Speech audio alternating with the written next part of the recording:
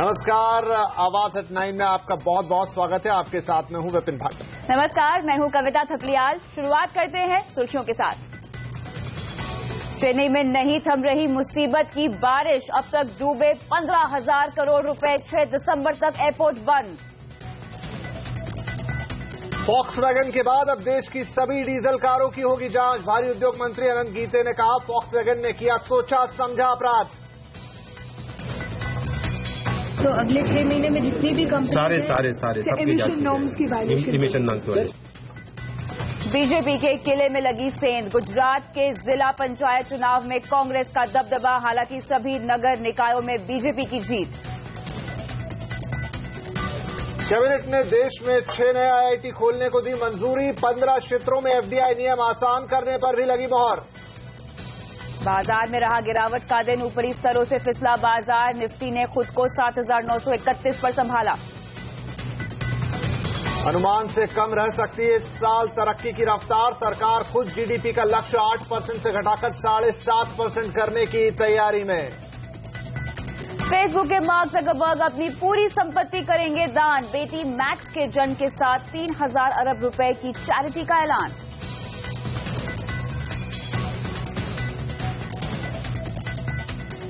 इसके अलावा सीएनबीसी आवास के जैकपॉट शेयर ने किया मालामाल। आज जेके टायर्स ने दिलाई 8% से ज्यादा की कमाई।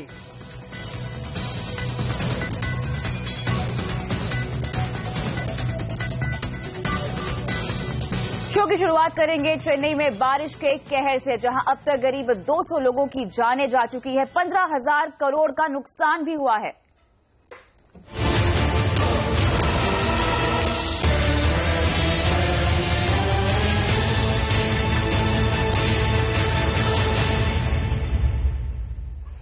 इन 3 तस्वीरों से इस बात का अंदाजा लगाया जा सकता है कि इस वक्त चेन्नई किस हालत में है। 6 दिसंबर तक एयरपोर्ट बंद हो चुके हैं। रेल की पटरियां पानी में डूबी हुई हैं और सड़कों का पता नहीं है कि वो है कहां। इस वक्त चेन्नई पिछले 100 साल में सबसे खतरनाक बारिश का सामना कर रहा है। ये जानलेवा बारिश अब तक 197 लोगों की जान ले चुकी है। हालात आपके सामने हैं कि किस तरह लोग गले तक पानी में डूबे हुए हैं और एक रस्सी पर उनकी पूरी उम्मीद टिकी हुई है। ये हमारी एक्सक्लूसिव तस्वीरें हैं जो आपको दिखा रही हैं कि चेन्नई की सड़कें समंदर बन चुकी है। और सिर्फ चेन्नई नहीं, बारिश के चलते कांचीपुरम, तिरुवल्लुर, विल्लुपुरम, पुडुचेरी में भी हालात बेहद खराब हैं। यहां तक कि सभी स्कूल कॉलेजेस को बंद करना पड़ा है। तो किस कदर इस बारिश ने कहर बरपाया है चेन्नई में, आइए आपको एक झलक दिखाते हैं। हमारी संवाददाता दीपा बालकृष्णन ने नजर डाली कि लोग इस वक्त किस तरह की मुसीबत में हैं। हम हैं चेन्नई के सैदापेट एरिया में, जहां पे एक रिवर ब्रीचिंग की वजह से आप देख रहे हैं इतना सारा पानी सड़क पे आ गया है कि काफी बहुत फोर्स से आ गया है। यहाँ पे सड़क के मेजर पार्ट यहाँ पे व्हीकल्स अलाउ नहीं किया जा रहे हैं। छोटी सी एक लेन में अलाउ कर रहे हैं। यहाँ पे रेस्क्यू व्हीकल्स, कोस्ट गार्ड के व्हीकल्स भी हमने देखा है। चलिए बात करते हैं लोगों से यहाँ पे। सर बताइए, आप इस जगह से कहाँ जाने वाले थे, कितने देर से अब जा रहे हैं? हम यहाँ से एयरपोर्ट के लिए जाना सोच रहे थे, मगर यहाँ पे सैदापेट ब्रिज जो कि ओवरफ्लो वाटर हो चुका है, उसकी वजह से हम आगे गिंडी और एयरपोर्ट वगैरह कहीं जा नहीं सकते। तो ये मेन अन्नासले जो है बहुत ही मेन रोड है। इसी रोड के थ्रू हम एयरपोर्ट वगैरह जा सकते हैं। तो इस बारिश के कारण पूरे रोड ब्लॉक है। अभी इतना बारिश देखा है चेन्नई में? नहीं, जिंदगी में पहली बार हम इतना बारिश देख रहे हैं। यहाँ पे लोग बोल रहे हैं जिंदगी में पहली बार इतना बारिश देख रहे हैं। चेन्नई में कई लोगों को अपने घरों से रेस्क्यू किया जा रहा है। बोट्स को लेके, बोट्स के जरिए अपने बहुत जगह जहाँ पे 10 फीट से ज्यादा पानी भर गया है, वहाँ पे बोट्स ले जाके पुलिस और कोस्ट गार्ड और आर्मी के पर्सनल भी जाके रेस्क्यू कर रहे हैं, जो उनको सेफर जगह लेके आए और उनको थोड़ा बहुत रिहेबिलिटेट करे। 4-5 दिन के बाद वो वापस घर जा सकते हैं।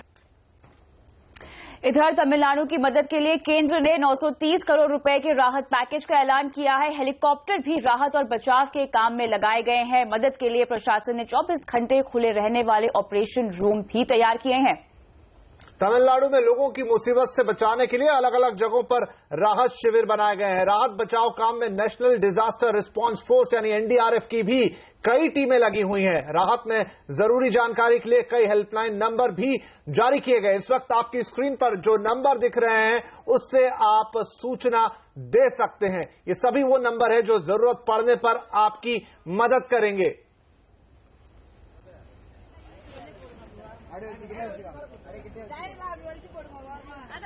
तो ये वो नंबर्स हैं जहां से आपको मदद मिलेगी। पेड़ गिरने जल भराव के लिए 1913, सीवेज के लिए 2 नंबर आपके सामने 45674567 और 22200335। इसके अलावा राज्य इमरजेंसी, जिला इमरजेंसी, बिजली और फायर ब्रिगेड के लिए भी नंबर आपकी स्क्रीन पर है। 1070 पर लगाइए। जिला इमरजेंसी के लिए 1077, बिजली की कोई दिक्कत हो गई है तो 1912 और फायर ब्रिगेड के लिए 101 का नंबर है।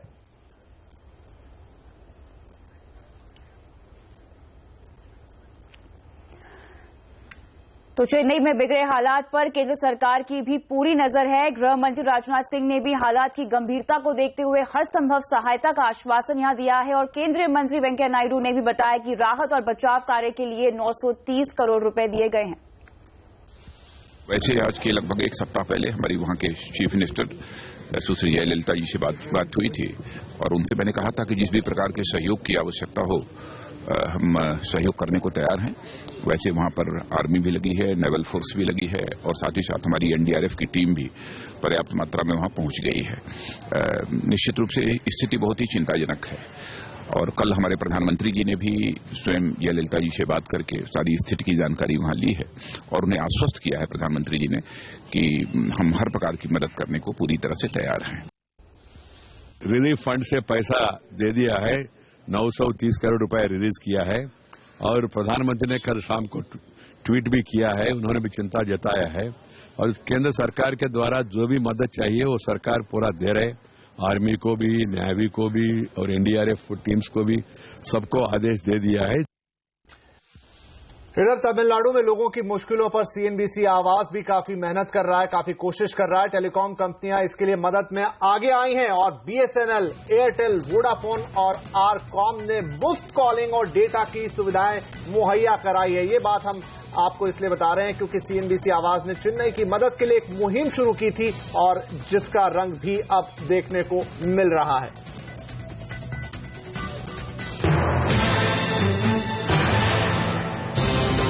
सीएनबीसी आवाज ये कह रहा है टेलीकॉम कंपनी से तमिलनाडु में जो फोन किए जा रहे हैं यहां से और या वहां से जो फोन किए जा रहे हैं पूरे देश भर में उन्हें फ्री किया जाए।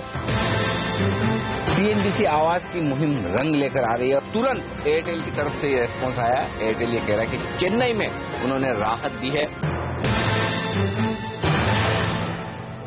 इधर निजी कंपनियों के अलावा सरकारी संचार कंपनी भी मदद के लिए आगे आई है। टेलीकॉम मंत्री रविशंकर प्रसाद ने राज्य में बीएसएनएल सेवाएं फ्री कर दी हैं। बीएसएनएल ने वहां के मोबाइल टेलीफोन के लिए एक निर्णय किया है। जनता की चिंता को देखते हुए आज से 1 हफ्ता तक बीएसएनएल के मोबाइल पर कोई भी चार्ज नहीं किया जाएगा और जो मंथली बिलिंग होती है उसके सिस्टम के मुताबिक आपको मालूम है कि ऑटोमेटिक डिसेबल हो जाता है पेमेंट नहीं होने की स्थिति में। तो ये भी फैसला किया है बीएसएनएल ने। तो हर तरफ से यहां पर राहत पहुंचाने की कोशिश की जा रही है, लेकिन इन सभी बातों के बीच तमिलनाडु में फिर से भारी बारिश की चेतावनी है। मौसम विभाग के डीजी एसएल राठौर का कहना है कि अगले 72 घंटे तक तेज बारिश की संभावना है। आम नागरिकों को ये सलाह दी जाती है कि चूंकि बारिश आगे रहेगी तो सुरक्षित स्थानों पर रहें, खास तौर से उत्तरी तमिलनाडु में। हालांकि अब दक्षिणी तमिलनाडु और खासतौर से तटीय क्षेत्रों में भी बारिश थोड़ी और बढ़ेगी। इधर चेन्नई की बारिश ने इंडस्ट्री की भी जोरदार यहां पर नुकसान पैदा कर दिया है। चेन्नई की बारिश से किन सेक्टर और कंपनियों पर सबसे ज्यादा असर पड़ा है, बताने के लिए जुड़ते हैं हमारे सहयोगी डिम्पी कालरा से। डिम्पी, ये बताएं सबसे पहले कि इस बारिश से आखिर किन सेक्टर्स को नुकसान हो सकता है। चेन्नई में जो जोरदार बारिश हो रही है उससे कई सेक्टर्स को नुकसान देखने को मिला है। छोटे और बड़े अगर कंपनीज को जोड़ दिया जाए तो करीब 10,000 करोड़ रुपए का नुकसान की खबरें अब तक सामने निकल के आ रही है। आपको मालूम होगा चेन्नई ऑटो और आईटी का हब है, इसलिए सबसे ज्यादा नुकसान जो है वो ऑटो सेक्टर को ही मिला है।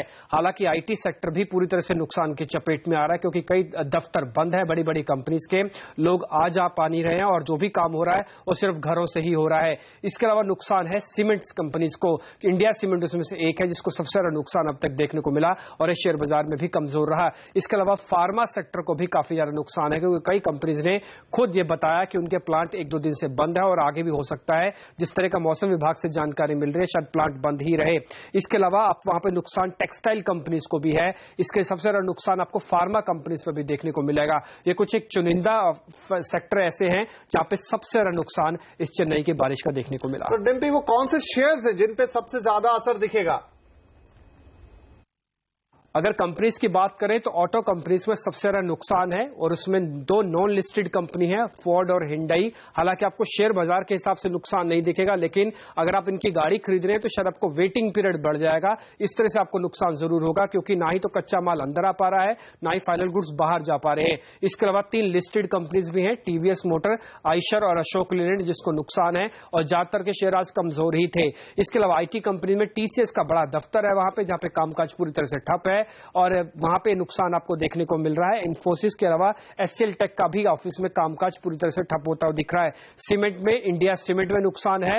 फार्मा कंपनीज की बात करें तो नेटको फार्मा में नुकसान आ रहा है और अगर पेट्रो कंपनीज की बात की जाए तो चेन्नई पेट्रो ने खुद बताया कि उसका प्लांट बारिश की वजह से बंद पड़ा है। तो यहां पर कुदरत के कहर के सामने लोग बेबस महसूस कर रहे हैं खुद को। इसके लिए अब लोग भगवान की शरण में पहुंचने लगे हैं। बारिश रुक जाए इसके लिए बेंगलोर में हवन भी किए जा रहे हैं।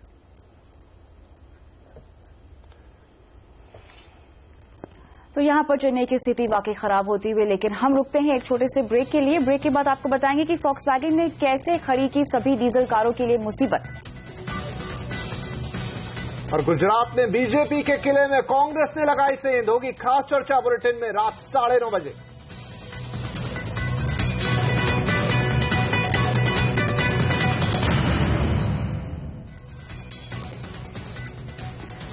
सरकार देश भर की डीजल कारों की जांच करेगी। अगले 6 महीने में सभी डीजल कारें सरकार के रडार पर होंगी और सरकार ने फॉक्सवैगन की गाड़ियों में प्रदूषण नियमों के उल्लंघन के बाद ये फैसला किया है। 4 कंपनियों की जांच की गई थी, अब बैलेंस जो कंपनियां उनकी भी जांच की जाएगी। कौन कौन सी कंपनी? अभी 4 में मुझे पूरा नाम सबका याद नहीं है, मैं आपको दूंगा लेकर अभी सारी, लेकिन 4 कंपनियों का जांच किया था। तो अगले 6 महीने में जितनी भी कंपनी सारे सबकी जांच की, इमिशन नॉर्म्स की। चलिए इस खबर पर और जानकारी के लिए अब हमारे साथ जुड़ रहे हैं हमारे संवाददाता रोहन सिंह और साथ में जुड़ेंगे कार्नेशन के एमडी जगदीश खट्टर साहब भी। लेकिन यहां हम पहले रोहन के पास जाएंगे। रोहन, सरकार को आखिर ये कदम क्यों उठाना पड़ रहा है? विपिन, इस कदम उठाने के पीछे जो सबसे बड़ी वजह है वो ये है कि सरकार अब आशंकित है कि कहीं फॉक्सवैगन के अलावा बाकी कार कंपनियां भी तो इस तरह के एमिशन स्कैंडल में लिप्त नहीं है, क्योंकि एक तरफ तो जब हम अपने एमिशन स्टैंडर्ड्स को बढ़ाने की बात करते हैं वहीं दूसरी तरफ जब इस तरह का मामला सामने आता है जहां पे नाइट्रोजन ऑक्साइड की मात्रा 9 गुना से ज्यादा आती है, तो कहीं ना कहीं चिंतित होने की बात है। जिस तरह के शब्दों का इस्तेमाल अनंत गीते ने किया कि ये फॉक्सवैगन की सोची समझी साजिश, तो इससे साफ होता है कि सरकार बहुत ही ज्यादा गंभीर है। तो अगर एक इंडस्ट्री वाइज प्रोब आता है, पूरे इंडस्ट्री की जांच की जाती है, अलग अलग कंपनियों की जांच करती है, तो उससे दो काम हो पाएंगे। पहला तो कि जो बाकी कार कंपनियां हैं अगर उनमें से कोई इस तरह के स्कैंडल में लिप्त है तो उसका पता लग पाएगा, और दूसरा उन कंपनियों को एक मैसेज जा पाएगा कि आप सरकार इसको लेकर गंभीर है और इसे हल्के में नहीं लिया जाएगा। रोहन, सरकार हल्के में तो नहीं लेगी, लेकिन किस तरह के कदम सरकार की तरफ से आपको लगता है कि उठाए जा सकते हैं अब? जी, इस पूरे फॉक्सवैगन मामले में जो सबसे बड़ा जो इसमें जो टेक अवे रहा है वो ये रहा है कि सरकार को अब ये रियलाइज हुआ है कि उसके पास कोई मैंडेटरी रिकॉल पॉलिसी नहीं है। फॉक्सवैगन या बाकी कंपनियां जो इससे पहले रिकॉल करती आ रही हैं वो भी अपनी स्वेच्छा से करती आ रही हैं। अब तक सरकार के पास ऐसा कोई कानून नहीं है जो कि किसी कंपनी को बाध्य कर सके रिकॉल करने के लिए। तो इसलिए अब बहुत जल्दी इस बारे में सरकार में विचार हो रहा है, प्रस्ताव आने वाला है कि एक ऐसी पॉलिसी बने जिससे कंपनियों को बाध्य किया जा सके। फिलहाल फॉक्सवैगन मामले में इस मामले को रेफर किया गया है रोड ट्रांसपोर्ट मिनिस्ट्री में और ये देखा जाएगा कि मोटर व्हीकल एक्ट या बाकी किसी कानून के तहत क्या फॉक्सवैगन पर किसी तरह की पेनल्टी या किसी तरह का जुर्माना लगाया जा सकता है। राइट, चलिए इस खबर पर अब और बातचीत के लिए हमारे साथ हैं कारनेशन के एमडी जगदीश खट्टर साहब। खट्टर साहब, अब तो फॉक्सवैगन के बाद पूरी की पूरी जो बिरादरी है डीजल कारों की वही घेरे में आ गई। सरकार कह रही कि हर डीजल कार की जांच होगी, इस कदम को कैसे देख रहे हैं आप? देखिए, जिस तरह से ये फॉक्सवैगन का इंसिडेंट हुआ है और गवर्नमेंट ने उनकी गाड़ियों को ARAI में भेजा है और उसमें पाया गया है कि त्रुटि है, तो एक ये जनता भी कहेगी कि अगर उनका हुआ तो बाकियों का क्यों नहीं देखा। तो आई मीन इसको एक मेरे ख्याल में तो एक ये नॉर्मल डिसीजन है कि जब उनको मालूम हुआ कि इस तरह से एक दुनिया की सबसे बड़ी कंपनी ने किया है तो बाकियों को भी देखना चाहिए और मेरे ख्याल में कोई मैन्युफैक्चरर इसको ऑब्जेक्ट नहीं करेगा। खट्टर साहब, तो आपको क्या लगता है कि अब आप कह रहे कोई मैन्युफैक्चरर इसको ऑब्जेक्ट नहीं करेगा, लेकिन इससे लेकर पूरी इंडस्ट्री पे एक तरह का सवालिया निशान लग गया है। फॉक्सवैगन की बात करें अलग बात है, लेकिन अब हर किसी की जांच होगी तो जो ग्राहक है उसके ऊपर इसका क्या असर पड़ेगा? उसको लगेगा कि क्या उसकी भी गाड़ी खराब है? उस पर डिपेंड करता है कि आप कैसे इसको प्रेजेंट करते हैं।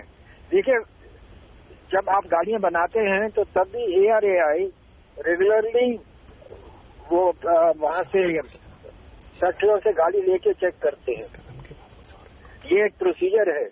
तो इस बार वो पूरा करने जा रहे हैं, लेकिन एक चीज याद रखिएगा कि अमेरिका के जो स्पेसिफिकेशंस हैं, उनके नॉर्म्स हैं, वो बहुत स्ट्रिंजेंट हैं। इंडिया के नॉर्म्स डिफरेंट हैं। तो ये नहीं है कि अमेरिका वाले नॉर्म्स की यहाँ पे जांच होगा, जांच यहाँ होगा इंडियन नॉर्म्स के मुताबिक। तो उसमें मेरे ख्याल में ग्राहकों को इसमें फिक्र नहीं होना चाहिए खास। लेकिन फिर क्या ये समय आ गया है कि भारत में भी हमारे पास स्ट्रिंजेंट नॉर्म्स हो और साथ ही अब और भी रिकॉल्स होती हुई आपको लगता है? देखिए, जहाँ तक रिकॉल है वो मेरे ख्याल में आप देखेंगे कि अगर आपके यहाँ पे लॉ नहीं है तब भी अपने मैन्युफैक्चरर्स करते रहते हैं। ये सब इंटरनेशनल मैन्युफैक्चरर्स हैं, इनके अपने सेल्फ रेगुलेशन होता है। अगर हम देखते हैं कि अगर कोई चीज ठीक नहीं है तो उसको रिकॉल करते हैं। रिकॉल एक बुरी बात नहीं है। रिकॉल का क्या मायने है कि छोटा सा पुर्जा ठीक नहीं काम कर रहा तो आपने बुलाया और सबको ठीक कर दिया। इससे तो कस्टमर में कॉन्फिडेंस होता है कि मैन्युफैक्चरर अपनी तरफ से करता है। अब सरकार करने जा रही है, सरकार लॉ लाएगी, क्या जब मैन्युफैक्चरर्स कर रहे हैं और कंपटीशन है, अगर किसी को मालूम हो गया कि ऐसे प्रॉब्लम है और मैन्युफैक्चरर नहीं करता है तो कल उसके कस्टमर्स नई गाड़ियां नहीं खरीदेंगे। राइट, ठीक है खट्टर साहब, बहुत शुक्रिया हमसे बातचीत करने के लिए। तो यहां पर अब सभी डीजल कारें जांच के घेरे में होगी। सरकार फॉक्सवैगन के बाद अब हर कार में देखेगी कि कहीं एमिशन नॉर्म की यहां पर कोई अनदेखी तो नहीं की गई है। तो अब देश की, जैसा हम कह रहे हैं, हर डीजल कार की जांच करनी होगी या होगी। लेकिन अगर आपके पास फॉक्सवैगन है तो आप जरूर सोच रहे हैं कि क्या आपकी कार का रिकॉल होगा। तो आपकी मुश्किल का जवाब लेकर आए हैं हमारे संवाददाता रोहन सिंह। अगर आपके पास फॉक्सवैगन की कोई कार है और आप जानना चाहते हैं कि आपकी गाड़ी रिकॉल के अंदर आती है या नहीं, तो हम आपको बता दें कि अगर आपने फॉक्सवैगन की पोलो, वेंटो, जेटा या पसाट या ऑडी या स्कोडा की गाड़ियां खरीदी हैं जो कि 2008 से लेकर नवंबर 2015 के बीच बनी है, तो इन गाड़ियों का रिकॉल होना है। एक महत्वपूर्ण बात नोट करने वाली है कि ये रिकॉल सिर्फ डीजल गाड़ियों का होना है। तो अगर आपके पास फॉक्सवैगन की कोई पेट्रोल गाड़ी है तो उसका रिकॉल नहीं होगा। कंपनी आपकी गाड़ी को रिप्लेस नहीं करेगी, वो सिर्फ उसके सॉफ्टवेयर में एक छोटा सा बदलाव करेगी जिसमें 3 से 4 घंटे का वक्त लगेगा। तो आपको लंबे समय के लिए अपनी गाड़ी कंपनी को देनी नहीं पड़ेगी। अब से लगभग 1 महीने के बाद आपको फॉक्सवैगन की तरफ से एक कॉल आएगा और बताया जाएगा कि आपकी गाड़ी रिकॉल में आती है या नहीं आती है। हालांकि रिकॉल की पूरी प्रक्रिया होने में 1 साल का वक्त भी लग सकता है। आपकी गाड़ी में वारंटी है या नहीं, इससे रिकॉल का कोई लेना देना नहीं है। बिना वारंटी की गाड़ियों का भी रिकॉल है। और आपने गाड़ी कहां से खरीदी है उससे भी रिकॉल पे कोई फर्क नहीं पड़ेगा। आप अपने नियरेस्ट डीलर के पास जाके ये रिकॉल करवा सकते हैं। चलिए, तो अगर आपकी भी गाड़ी फॉक्सवैगन की है तो ये सब तमाम चीजें, बातें आपके काम की। लेकिन अब आगे बढ़ते हैं। अब हमारी एक्सक्लूसिव खबर की ओर रुख करते हैं। सरकार अगले हफ्ते जीएसटी को संसद में बहस के लिए पेश कर सकती है। सरकार को कांग्रेस अध्यक्ष सोनिया गांधी के भारत लौटने का इंतजार है ताकि कांग्रेस की तरफ से जीएसटी पर औपचारिक जवाब मिल सके। इस खबर पर और जानकारी के लिए जुड़ते हैं हमारे ब्यूरो चीफ लक्ष्मण रॉय से। लक्ष्मण, जीएसटी पर क्या ताजा अपडेट है आपके पास? देखिए, दरअसल सरकार के एक वरिष्ठ मंत्री से हमने पूछा कि आखिर जीएसटी को लेकर उनकी योजना क्या है, क्या जीएसटी बिल पारित करा लेंगे। तो मुझे ये जानकर काफी आश्चर्य हुआ कि उन्होंने मुझे बिल्कुल गारंटी दी। उन्होंने कहा कि मैं इस बात की गारंटी देता हूं कि संसद के इस सत्र में जीएसटी पर बिल हम पास करा लेंगे, इसमें कोई शक नहीं है। तब हमने ये जानना चाहा कि आखिर ये सरकार की योजना क्या है। तब हमने दूसरे सूत्रों से जब पता किया तो ये पता चला कि अगले हफ्ते पहले या दूसरे दिन सरकार जीएसटी पर जो बिल है उसको राज्यसभा में बहस के लिए ला सकती है, उस पर बहस कर सकती है और उसके बाद राज्यसभा से पारित होने के बाद ये बिल फिर लोकसभा में जाएगा। चूंकि इसमें बदलाव किया जाएगा तो फिर वहां भी पारित कराना होगा। तो सरकार का ये लक्ष्य है कि तीसरे हफ्ते तक इस जीएसटी बिल को लोकसभा और राज्यसभा दोनों से पारित करा लिया जाए। जी, तो बिल्कुल इसके लिए बैकएंड पे क्या तैयारियां चल रही हैं लक्ष्मण? देखिए, इसमें तो सबसे पहली बात तो ये है कि तैयारियों से पहले सरकार को एक कांग्रेस से औपचारिक जवाब का इंतजार है, जो कि सोनिया गांधी विदेश में है, विदेश से लौटेंगी तो उन्हें सरकार को उम्मीद है कि विदेश से लौटने के साथ ही कांग्रेस की तरफ से औपचारिक जानकारी मिलेगी, औपचारिक जवाब आएगा, जो कि रविवार की रात सोनिया गांधी वापस लौटने वाली है। यही वजह है कि उनको पूरा भरोसा है, तो सरकार पिछले दरवाजे से तैयारी काफी जोरों से कर रही है। जीएसटी बिल पास होने के बाद जीएसटी का कानून बनना है, तो कानून का मसौदा लगभग तैयार कर लिया गया है।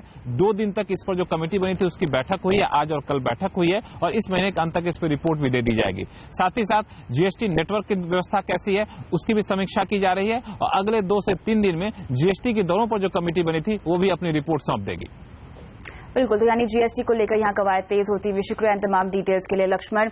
जीएसटी को लेकर राहत की खबर है तो जीडीपी के मोर्चे पर थोड़ी चिंताएं बढ़ती हुई दिखाई दे रही हैं। सरकार इस वित्त वर्ष का जीडीपी ग्रोथ का लक्ष्य घटा सकती है। सरकार ऐसा करने की क्यों सोच रही है, जानने के लिए जुड़ते हैं हमारी संवाददाता नियति बोरा से। नियति, ये बताएं कि कहां से ऐसा दबाव बना सरकार पर कि ग्रोथ का लक्ष्य घटाने के बारे में सरकार को सोचना पड़ा? अब हालात बहुत ही अलग हैं। सरकार को आपको बता दूं, जब फरवरी में इन्होंने अपनी छमाही समीक्षा पेश की थी तब 8% से भी ज्यादा ग्रोथ का इनका अनुमान था। अब 18 दिसंबर को ये अपनी दोबारा मिड ईयर इकोनॉमिक सर्वे की समीक्षा पेश करने वाले हैं। उसमें सूत्रों के मुताबिक हमें जानकारी मिली है कि ये जीडीपी ग्रोथ का लक्ष्य घटाएंगे, क्योंकि ग्लोबल और घरेलू बाजार की या जो कारोबार की स्थिति है वो बिल्कुल अच्छी नहीं है। निजी निवेश काफी कमजोर है, यानी प्राइवेट इन्वेस्टमेंट में सरकार को लगता है कि बहुत खास पिकअप देखने को नहीं मिला है और सबसे बड़ा कारण लक्ष्य घटाने का कृषि ग्रोथ में कमी का होगा। कमजोर मॉनसून के कारण कृषि उत्पादन पर खराब असर पड़ा है, जिसका सीधा सीधा इम्पैक्ट देश की इकोनॉमी पर पड़ेगा और यही रीजन है कि सरकार को अब लगता है कि मौजूदा स्थिति में 8% से ज्यादा की ग्रोथ हासिल करना अनरियलिस्टिक है, अवास्तविक लक्ष्य टारगेट है यहाँ पे और इसको घटाने में ही फिलहाल समझदारी होगी।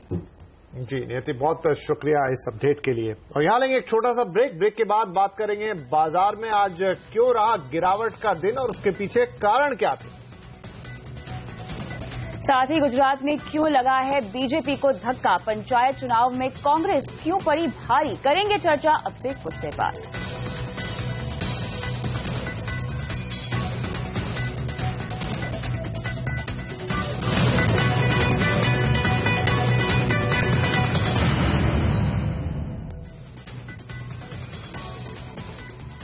अब देश में 6 नए आईआईटी खुलेंगे। केंद्रीय कैबिनेट ने आज देश में 6 नए आईआईटीज बनाने के लिए मंजूरी दे दी है। ये आईआईटी आंध्र प्रदेश, कर्नाटक, केरल, गोवा, छत्तीसगढ़ और जम्मू कश्मीर में बनाए जाएंगे। इसके लिए करीब 1412 करोड़ रुपए के खर्च को मंजूरी दी गई है। इस रकम को अभी से लेकर साल 2018-19 तक आईआईटीज को बनाने और उन्हें शुरू करने में खर्च किया जाएगा। कैबिनेट ने इसके अलावा 15 सेक्टर में एफडीआई नियमों को आसान करने के फैसले पर भी मोहर लगा दी है।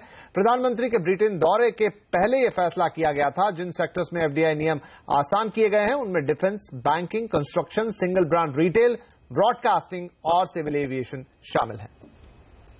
अब बात करते हैं शेयर बाजार की। बाजार में आज गिरावट का दिन रहा, जहां बाजार आज ऊपरी स्तरों से फिसल गया। खास तौर पर खराब संकेतों ने बाजार का मूड बिगाड़ा। बाजार का पूरा हाल जानने के लिए बात करते हैं सिंघवी सी आवाज के मार्केट एडिटर अनिल सिंघवी से। अनिल जी, क्या वजह रही गिरावट के पीछे और बाजार का मूड आखिर खराब कैसे हुआ? बाजार में शुरुआत तो आज भी मजबूती के साथ हुई। निफ्टी 7980 के आसपास पहुंचा, लेकिन ऊपरी स्तरों से मुनाफा वसूली का दबाव हावी होता दिखा और एफआईज की तरफ से वायदा कारोबार में थोड़ी बिकवाली होती दिखी।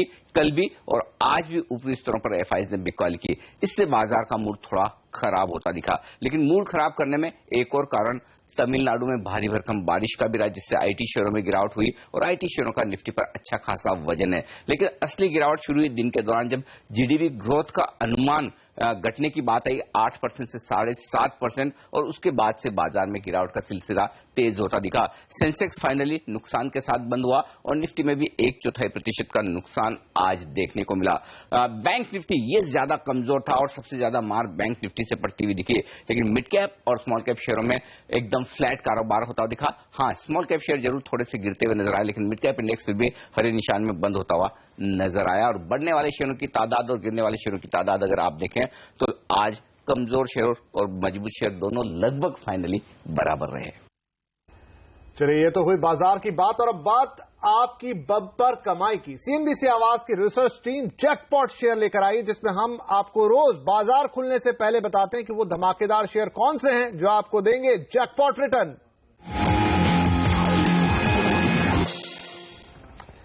और जैकपॉट शेयर्स में कल हमने आपको जैकपॉट शेयर मुंजाल ऑटो दिया था, जिसमें 20% की शानदार तेजी देखने को मिली थी और 18% की तेजी लगभग आज भी उसमें दिखाई दी थी। यानी कुल मिला के 38% तक के रिटर्न। और आज का जैकपॉट देखिए, जेके टायर्स आज गिरते हुए बाजार में भी करीब करीब 6% तक के रिटर्न देके इसने खुश कर दिया। और अगर हम दिन का एवरेज निकालें तो ये रिटर्न 8% से भी ज्यादा है। तो एक तरफ 38% तक का ओवरऑल रिकॉर्ड और एक तरफ रिटर्न, और दूसरी तरफ आज जेके टायर ने दिया है आपको करीब करीब 6% रिटर्न। तो ऐसा रिटर्न अगर आप भी कमाना चाहते हैं तो कल सुबह 9 बजे जरूर वापस जुड़िए सीएनबीसी आवाज के साथ, जहां पर हम आपको लेकर जाएंगे जैकपॉट शेयर्स में और बताएंगे आपको शानदार रिटर्न वाले शेयर।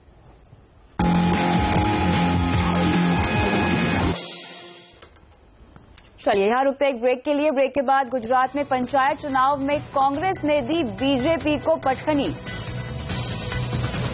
और गुजरात के नगरीय निकाय चुनाव में आखिर क्या बने हैं बीजेपी की फजीहत के कारण, करेंगे चर्चा ब्रेक के बाद। साथ होंगे बीजेपी नेता अमित ठक्कर और कांग्रेस नेता अर्जुन मोरवाड़िया।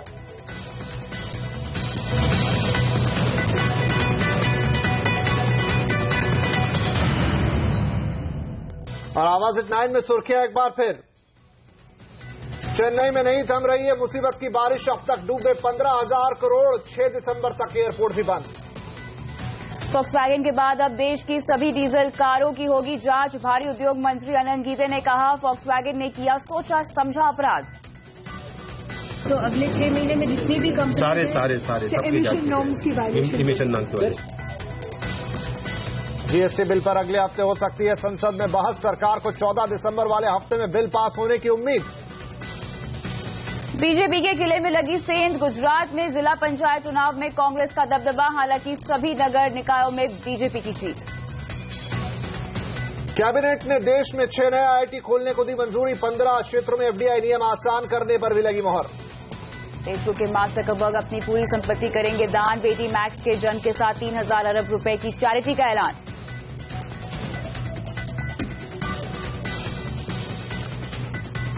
गुजरात के किले में कैसे लगी सेंध? क्या कांग्रेस गुजरात में बीजेपी का वर्चस्व तोड़ रही है? निकाय चुनाव के नतीजों से तो कुछ ऐसा ही इशारा मिल रहा है।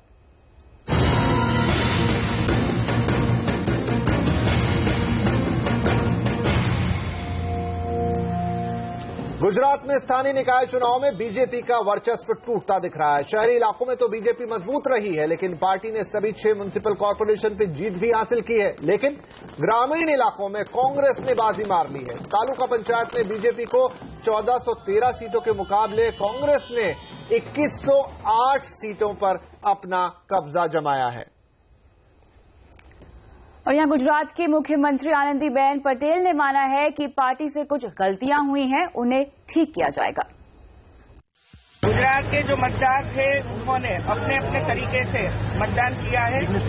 इसमें शहरी क्षेत्रों में भाजपा को जीत दिलवाई है और जो रूरल एरिया है, ग्रामीण विस्तार है, इसमें बीजेपी को कम वोट मिले हैं।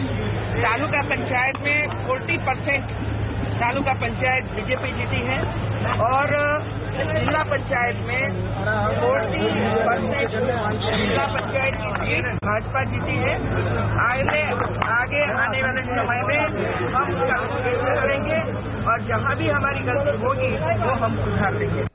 तो आनंदीबेन यहाँ पर मान रही हैं कि कुछ सुधार की जरूरत पड़ेगी। तो गुजरात के स्थानीय चुनाव पर और ज्यादा बातचीत करते हैं। अब हमारे साथ बीजेपी के नेता अमित ठाकर साहब, कांग्रेस के नेता अर्जुन मोढवाडिया और अहमदाबाद से हमारे सहयोगी मनीष देसाई। मनीष, पहले आपसे पूछूं कि गुजरात में बीजेपी के पिछड़ने की बड़ी वजह क्या नजर आ रही है, जहां इतना मजबूत गढ़ था?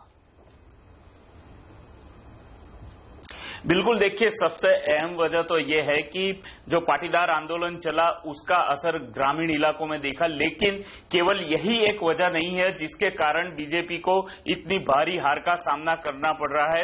नरेंद्र मोदी के जाने के बाद ये अहम चुनाव माने जाते हैं, क्योंकि करीब 80% गुजरात जो है इन चुनावों के जरिए अपना मूड दिखा रहा है।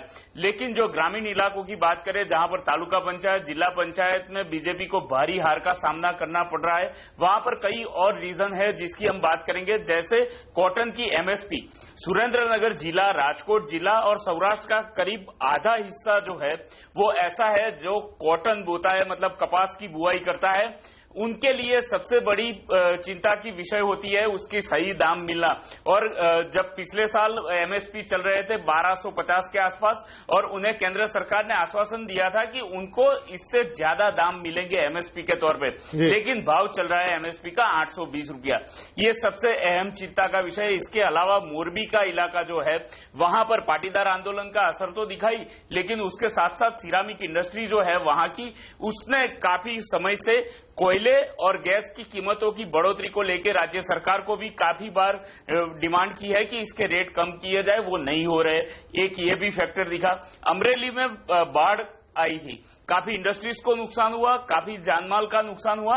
राज्य सरकार को जो मदद पहुंचानी थी वो टाइम पे नहीं पहुंची, और सही कई सारे कारण हैं मनीष, ऐसे कारण हैं जो आप बता रहे हैं। तो ये तो आप बता रहे हैं, लेकिन बीजेपी से पूछें जरा कि क्या वो भी मानते हैं? अमित ठाकर साहब, आपके किले में सेंध लग गई है। जो आंकड़ा है कि यहाँ पर 2108 सीटें पंचायत में कांग्रेस ले गई आपसे, तो ये कारण अगर अब जो अभी मनीष भाई बता रहे थे आप जीतते तो शायद नहीं उठते, लेकिन आप भी मानेंगे कि यही कारण थे या कुछ और कारण रहे? नहीं, एक तो आज जो सिटी में जो हमारी जीत हुई है, मैं आपके माध्यम से पहले उन मतदाताओं का शुक्रिया अदा करूंगा। दूसरा, जहां गांव में हमारी हार हुई है उसको हमको स्वीकार करना पड़ेगा, और जहां पे हमारी चूक हुई है उसको आगे आने वाले दिनों में उसको हम करेक्शन की ओर ले जाएंगे। हम तकरीबन 20 सालों से इस प्रकार से, और जहां तक गांव का सवाल है, हम 15 साल से लगातार सत्ता में है, तो कभी कभी जो मुद्दे होते हैं वो एंटी इनकम्बेंसी लोकल लेवल पे भी आती है, और उसकी वजह से और अमित ठाकर साहब लौट के आते हैं आपके पास। ठाकर साहब आपके पास लौट के आते हैं, थोड़ा सा ऑडियो का प्रॉब्लम है, लेकिन यहाँ पर अर्जुन मोढवाडिया जी से इस बीच कविता हम बात कर लेते हैं। बिल्कुल, मुझे ये पूछना है अर्जुन जी, क्या आपको लगता है ऐसी कौन सी चूक हुई है, गलतियां हुई हैं बीजेपी से जिसका फायदा आपको मिला है, खासतौर से ग्रामीण इलाकों में?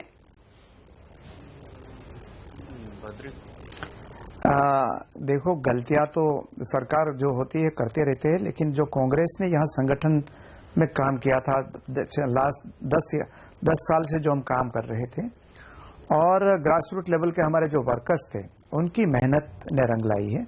और दूसरा जो सबसे बड़ी जो बात यह है कि गुजरात में जो एरोगेंस लेवल है, बीजेपी का जो मद है, उसका अभिमान था, जो उनका कार्यकर्ता से लेकर चीफ मिनिस्टर तक, वो भी एक बड़ा फैक्टर था।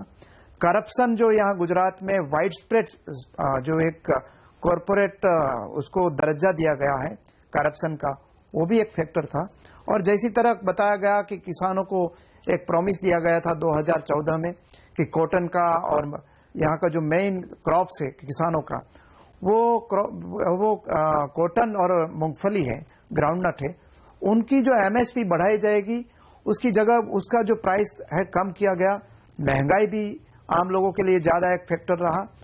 और जो वादे किए गए थे, 50 लाख घर बनाएंगे, 5 करोड़ नौकरियां देंगे युवाओं को, ये सभी फेक जो प्रोमिसेस था, वो लोगों को लगा कि बीजेपी ने हमारे साथ एक धोखाबाजी की है, तो ठाकर साहब क्या आप कहेंगे जो मोरवाड़िया साहब रूरल एरिया में जी ने भी जो यहाँ पर कारण गिनाए और आनंदीबेन भी मान रही कि हाँ कहीं चूक हुई है, तो क्या अब उस तरफ पार्टी का ध्यान जाएगा, क्योंकि गांव आपके हाथ से अभी गया है, आगे और नुकसान हो सकता है?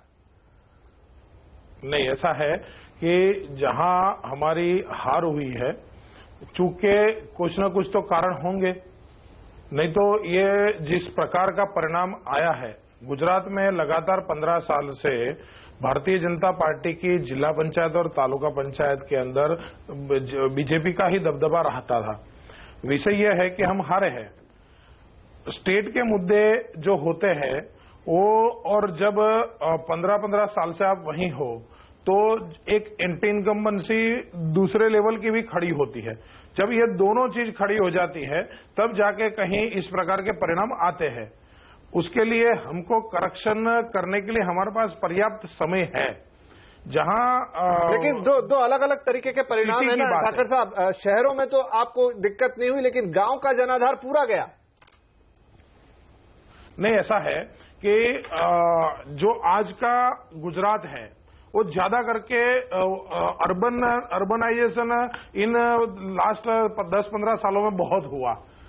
सिटी के अंदर काफी लोग रहने के लिए आते हैं, वापिस गांव में रात को चले जाते हैं, तो उनकी जो अपेक्षाएं होती है वो अपेक्षाएं शहरों में जिस प्रकार के रास्ते, ठाकर साहब जो बात मोदी जी कहते हैं, गरीबों की बात करते हैं, पिछड़ों की बात करते हैं, ग्रामीण लोगों की बात कर रहे हैं, लेकिन वहीं पर आपको दिक्कत हुई है जो क्या आप ग्रास रूट लेवल तक सरकार की बातें नहीं पहुंच रही है? आपको लगता है कि राष्ट्रीय राजनीति में भी कुछ जो चीजें हो रही है उसका असर आया है?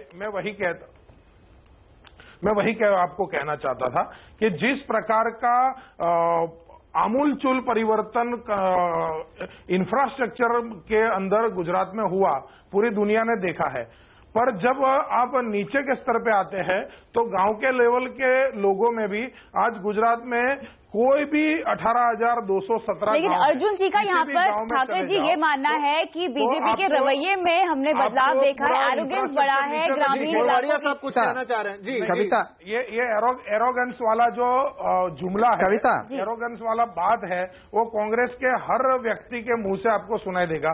माननीय अर्जुन मोढवाडिया जी अभी बोल रहे हैं, वो अकेले नहीं बोल रहे, उनके सारे प्रवक्ता एरोगेंस की बात कर रहे हैं। कुछ कहना चाह रहे हैं मोढवाडिया जी, आप कुछ कह रहे हैं, बोलिए।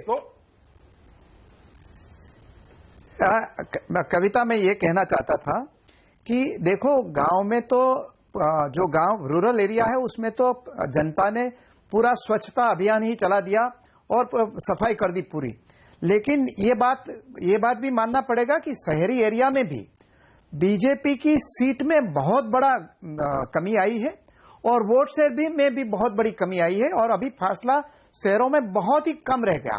हाँ, हमें वो शासन के लिए जो जितनी सीट चाहिए वो नहीं मिली, लेकिन जहां हमारे राजकोट देखो, यहाँ जामनगर देखो या सूरत और वहां देखो, हमारी सीटों में बहुत भारी मात्रा में बढ़ोतरी हुई है, वोट शेयर में भी बहुत भारी मात्रा में बढ़ोतरी हुई है, और जो हारने वाली सीट में जो हार और जीत का जो डिस्टेंस है बीजेपी के बीच वो भी बहुत कम हुआ है। और मान लीजिए कि ये जो है वोट एक प्रैक्टिस मैच था 2017 के पहले। जी थोड़ा और ये उससे जरूर रोक रहा हूं। ठाकर साहब, जो गलतियां हुई है, क्या बीजेपी उनसे सबक लेगी या गलतियां और होती जाएगी? गलतियां तो हुई है, मानना पड़ेगा आपको।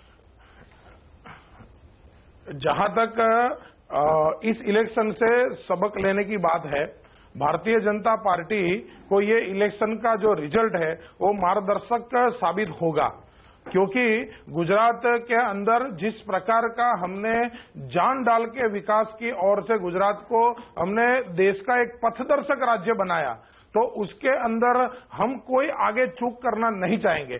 जिस प्रकार का रिजल्ट आया है उसके ऊपर हम काफी मशक्कत करेंगे, और आगे किस प्रकार से हम लोगों की अपेक्षा पे हम कहीं खड़े नहीं उतरे या उनकी और अपेक्षा हम बढ़ी तो उस अपेक्षाओं पे और हमें कुछ करना है, तो उसके ऊपर अवश्य हम काम करेंगे। और जिस प्रकार की योजना है, सोशल सिक्योरिटी की योजना, जो 60 साल के अंदर कांग्रेस के जमाने में कभी गई नहीं। देखना होगा, जब ऊपर गए तो उन्होंने सोशल सिक्योरिटी पे पहली बार कुछ किया। इंफ्रास्ट्रक्चर गुजरात के हर गांव तक हमने पहुंचाया है।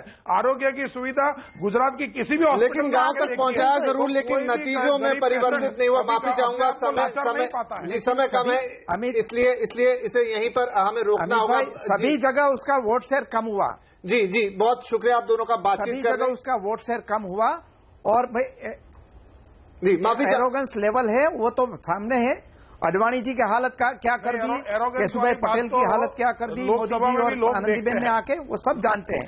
जी जानती हो। अब मेरे ख्याल से यहाँ पर और ज्यादा लड़ाई झगड़े से बात नहीं बनेगी। बहुत शुक्रिया फिलहाल आप दोनों का साथ में, मनीष आपका भी हमारे साथ शामिल होने के लिए। लेकिन कविता, जो रिजल्ट आए, भले ये पंचायत लेवल के रिजल्ट है, नगरीय निकायों के, लेकिन मुझे लगता है कि इसको लेकर जो राष्ट्रीय कार्यकारिणी भी है उसमें भी जरूर सवाल उठेंगे या चिंता होगी। बिल्कुल, और केवल गलतियां मानने से कुछ नहीं होगा, उनको काम भी जल्द से जल्द शुरू करना चाहिए उस पर। चलिए यहाँ पर हम आगे बढ़ेंगे और बात करेंगे दाल पर आपको जल्द नहीं मिलने वाली है राहत, क्योंकि अभी सरकार कुछ और वक्त लेगी इसको सस्ता करने में। साथ ही भारत में भी गोल्ड एक्सचेंज शुरू करने की तैयारी। क्या होगा फायदा, बताएंगे ब्रेक के बाद।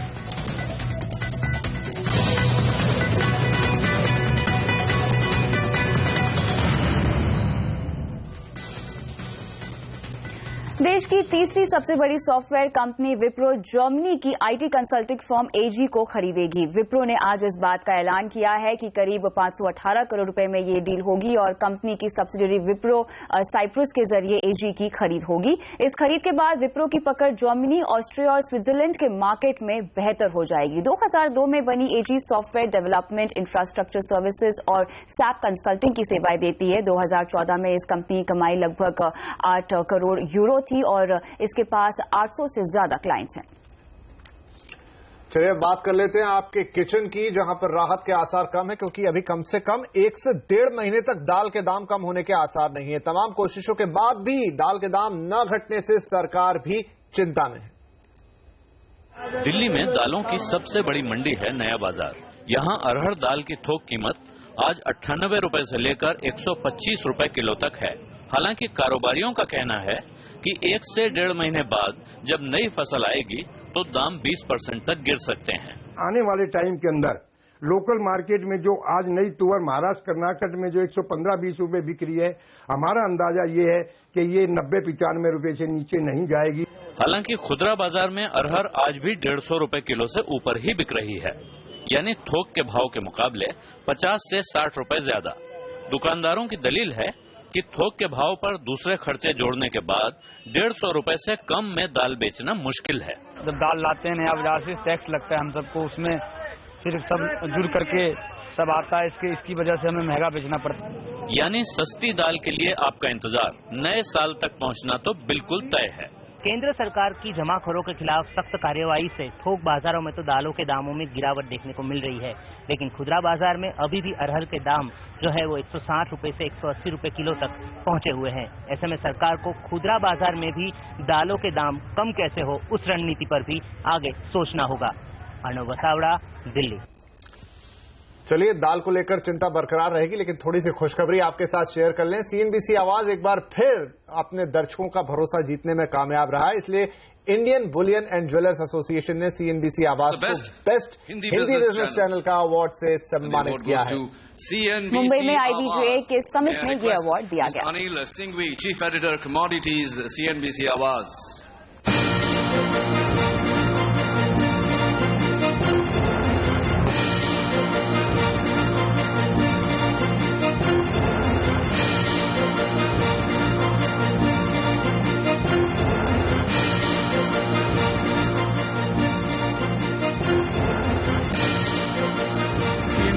को मैं बधाई देता हूं, पूरे ग्रुप को, एंटायर टीम को, साथ ही साथ जिस हिसाब से वो पूरी कमोडिटी को कवर करते हैं और कमोडिटी की हर न्यूज चाहे नेशनल हो इंटरनेशनल हो, जिससे कमोडिटी मार्केट इफेक्ट होती है, उसको पहले प्रसारण करते अपने न्यूज चैनल पे। लगातार हमारे ज्यूरी ने सीएनबीसी आवाज हिंदी कैटेगरी में सीएनबीसी को अवार्ड दिया। मैं आपको बधाई देता दोबारा और ऐसे आशा रखता हूं कि हमेशा कि ऐसा अच्छा काम जो आप करते हैं वो करते रहे और इंडस्ट्री को नई रिपोर्ट देते रहे। तो विपिन, साफ तौर से दर्शकों के प्यार और विश्वास का ही नतीजा है कि लगातार हम लीडरशिप के अवार्ड जीत रहे हैं और ये ट्रॉफी दूसरी बार लगातार हमारे पास आई है। बस ये बुलियन इंडस्ट्री की ट्रॉफी, ये हीरा इस पे लगा हुआ अगर असली होता तो और मजा आता। बहरहाल बहुत शुक्रिया इस सम्मान के लिए। तो यहाँ लेंगे एक छोटा सा ब्रेक और ब्रेक के बाद बात होगी मार्क जकरबर्ग ने क्यों दान कर दिए हैं 3 अरब रुपए,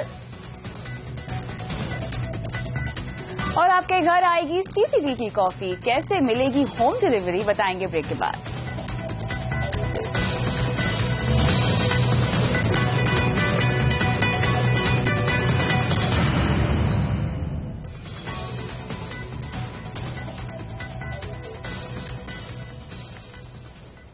जकरबर्ग और उनकी पत्नी प्रिसिला फेसबुक में अपनी कुल हिस्सेदारी का 99% दान करेंगे। दरअसल फेसबुक के फाउंडर मार्क जकरबर्ग पिता बन गए हैं और उन्होंने अपनी बेटी का नाम मैक्स रखा है। बेटी के जन्म के साथ ही उन्होंने चैरिटी के लिए एक बड़ा फैसला लिया है। जकरबर्ग ने ऐलान किया है कि वो अपनी ज्यादातर संपत्ति अपने जीवन काल में ही दान कर देंगे ताकि अपनी बेटी के लिए दुनिया को एक बेहतर जगह बना सके। जकरबर्ग अपनी कुल हिस्सेदारी का 99% दान करेंगे।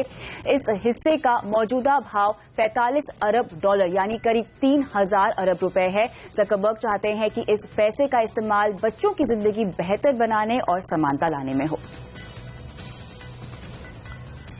इधर जकरबर्ग की इस दरियादिली की वॉरेन बफेट ने भी जमकर तारीफ की है। अरबपति बफेट ने कहा है कि अब दान करने की नई उम्र 70 की जगह 30 हो गई है। बफेट का कहना है कि अमीरों को अपनी दौलत अगली पीढ़ी को सौंपने के लिए अब मौत का इंतजार नहीं करना चाहिए। बफेट वो शख्स हैं जो खुद करीब $43 अरब की संपत्ति दान कर चुके हैं। तो आइए अब यहां पर एक नजर उन धन कुबेरों पर भी डाल लेते हैं जिन्होंने अभी तक अपनी अरबों की संपत्ति दान कर दी है। इसमें भारत से और भारत के बाहर दोनों हैं। नंबर 1 पर हैं बिल और मेलिंडा गेट्स जिन्होंने करीब 80 अरब का दान दिया है, और वहीं वॉरेन बफेट नंबर 2 पर हैं और करीब 99% संपत्ति ये भी दान कर चुके हैं। लैरी एलिसन नंबर 3 पर हैं और इन्होंने अपनी 49 अरब की संपत्ति का 95% दान कर दिया है। बैरन हिल्टन नंबर 4 पर लगभग पूरी संपत्ति दान कर चुके हैं, और सारा ब्लैकली नंबर 5 पर है, अपनी संपत्ति का आधा अब तक दे चुकी हैं।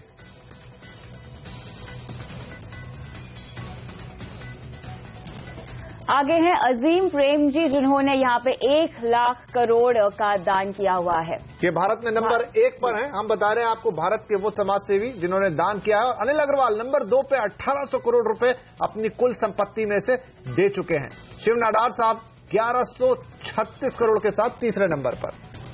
रतन टाटा यहाँ पे चौथे पायदान पे जहाँ पे 620 करोड़ का इन्होंने दान किया है। भारत के समाज सेवी धन कुबेर रतन टाटा जो हमने आपको बताया कि चौथे नंबर पर हैं और 620 करोड़ रुपए का इन्होंने अब तक दान किया है।